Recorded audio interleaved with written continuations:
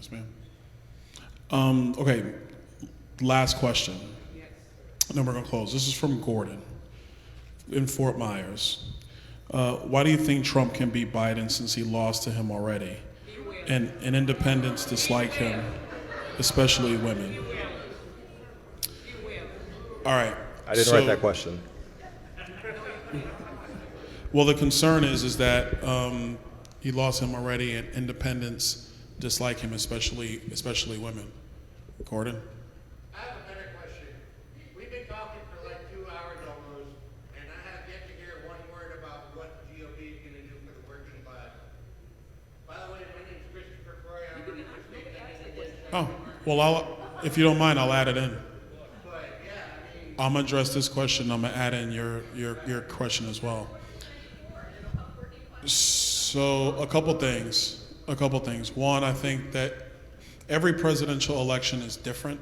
I think that if you look at the next presidential election in the lens of the last presidential election, that's like fighting the last war. That never works. You have to address the battle in front of you, not the battle that was behind you. The dynamics. And look, this is where the political consultants and the pundits disagree with me. But the problem for them is I'm typically right and they're wrong.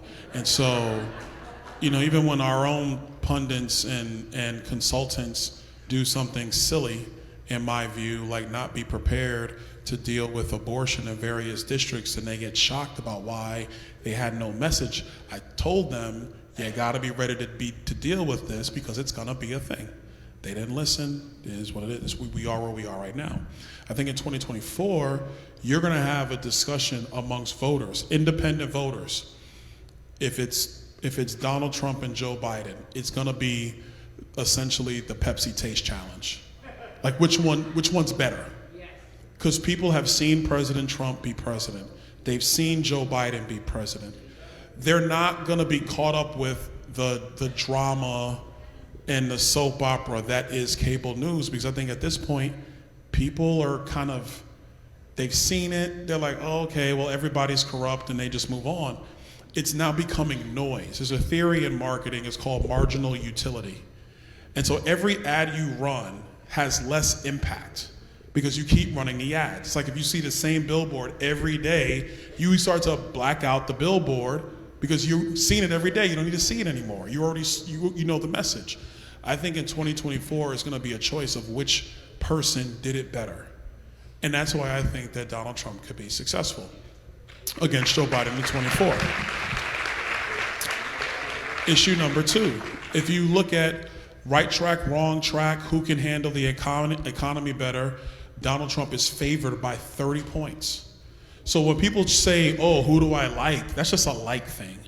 But we've been in and out of COVID-19. We've seen schools shut down. We've seen economies shut down. We've had the CDC lie to us. We've had the FBI interfere with information. We see scandals on both sides. Whether they're true or not is irrelevant. The scandals exist on both sides. I think people are just kind of done with it, and what they want is competency. And I think without question, if you ask voters who's more competent, and they take their emotions out of it, they'll say Donald Trump. Last thing I'll say on it, and this is kind of a rehash of an earlier point, and I'm gonna come to your point. A rehash from an earlier point is, what do we do internally as a party?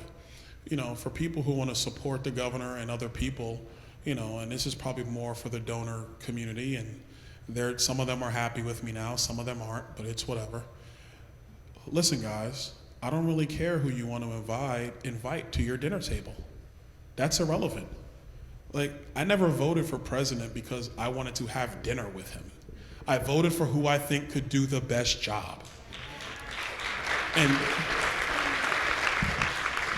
I will add, even when it comes to I'm not looking for our president to be our moral leader. I'm not looking for a pastor. I have a pastor. Because if I don't like the church, if I don't like the pastor, I just go to a new church. But I'm looking for a president. I'm looking for somebody who can get the job done. See, there's less applause on that because some people don't agree with that. I'm telling you my thoughts.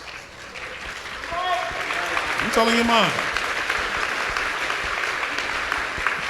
There are no pure people in politics. Zero.